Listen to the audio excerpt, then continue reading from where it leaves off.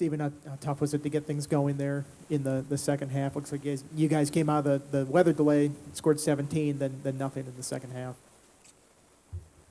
Oh no, we just didn't. I guess we just didn't execute. You know what I mean?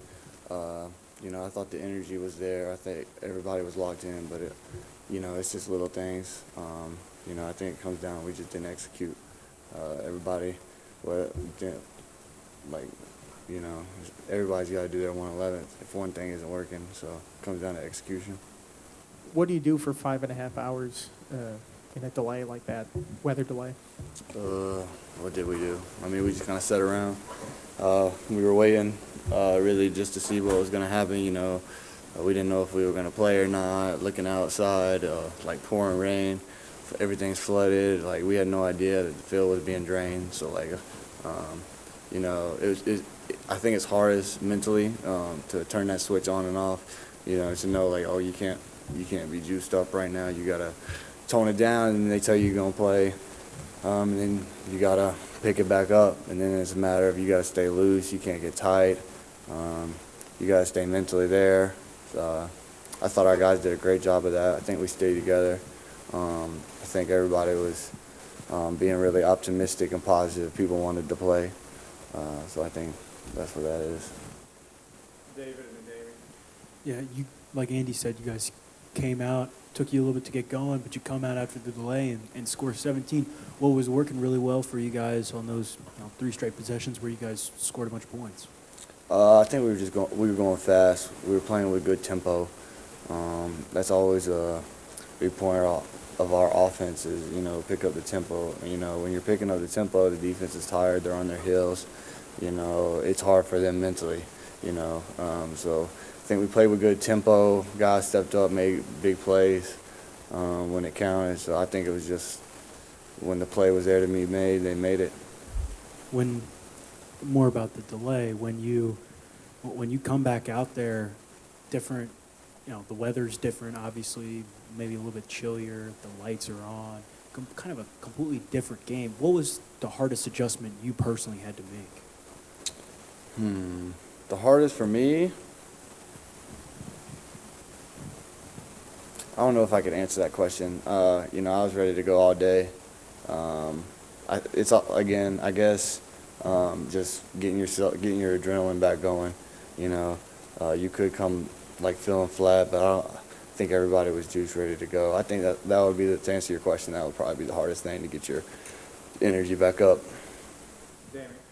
Stephen, you guys have talked all camp about next man up mentality. What had to change from a mindset perspective when Ali got his ankle rolled up and you guys knew guys needed to step up?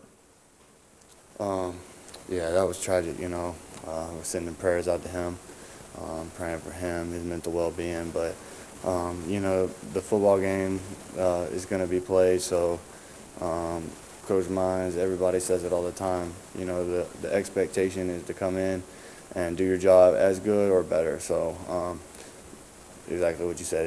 It's literally next man up mentality. Go in there, make plays when it comes to you, and make plays without the ball. In the run game, blocking, all that stuff. How cool is it you and your brother had 1 catch each last week and get 3 catches each this week? Yeah, I guess I haven't thought about it much, but yeah, it is cool being out there. It feels normal with him. Yeah, it's pretty cool. I think it'd be even cooler if we, finish that game. But yeah, I haven't really had time to reflect on that. Haven't talked to my parents yet about, that. But yeah, that's pretty cool. From your perspective there on the outside, what did Purdue do well to make sure the Bayshul, Malachi, and those guys didn't get going in the run game? To be honest, I have no idea because I'm not looking in the box. My worry is the perimeter.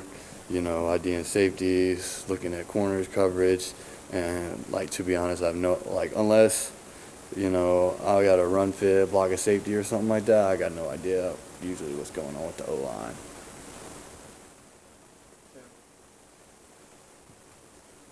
Stephen already mentioned your brother Benji had 3 catches for 21. Daquan had 4 catches for 77. Going forward, how important are these tight ends going to be to opening up this passing attack for you guys? Yeah, huge. You know, in this offense, the tight ends are always important, and I think they're playing really good ball. You know, they're two young guys that have stepped up, and they don't look like they're young guys right now.